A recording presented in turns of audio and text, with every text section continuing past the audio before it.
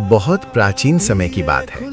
देवताओं और ऋषियों के बीच ये प्रश्न उठा कि त्रिदेव ब्रह्मा, विष्णु और महेश शिव में सबसे महान कौन है। इस जिज्ञासा को सुलझाने के लिए सभी ने महर्षि भृगु को चुना, क्योंकि वे तेजस्वी, निर्भीक और निष्पक्ष माने जाते थे।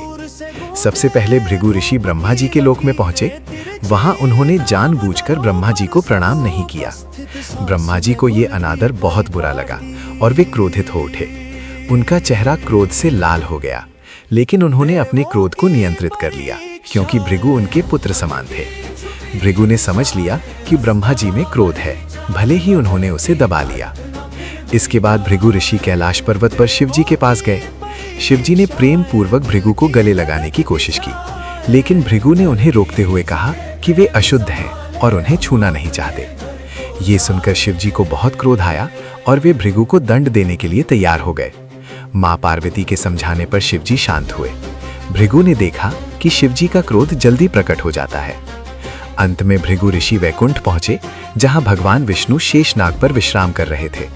भृगु ने उनकी परीक्षा लेने के लिए उनके सीने पर जोर से पैर मार दिया। भगवान विष्णु तुरंत उठे, भृगु के चरण पकड़ लिए और बोले, ऋषिवर, आपके चरणों में कहीं चोट तो नहीं लगी? मेरा सीना कठोर है, आपको कष्ट हुआ होगा। ये देखकर भृगु ऋषि भावुक हो गए। उन्हें समझ आ गया कि विष्णु जी में अहंकार और क्रोध का कोई स्थान नहीं है, केवल करुणा और विनम्रता है। भृगु ऋषि वापस आकर बोले, त्रिदेवों में भगवान विष्णु सबसे महान है, क्योंकि वे सबसे अधिक सहनशील, दयालु और अहंकार रहित हैं।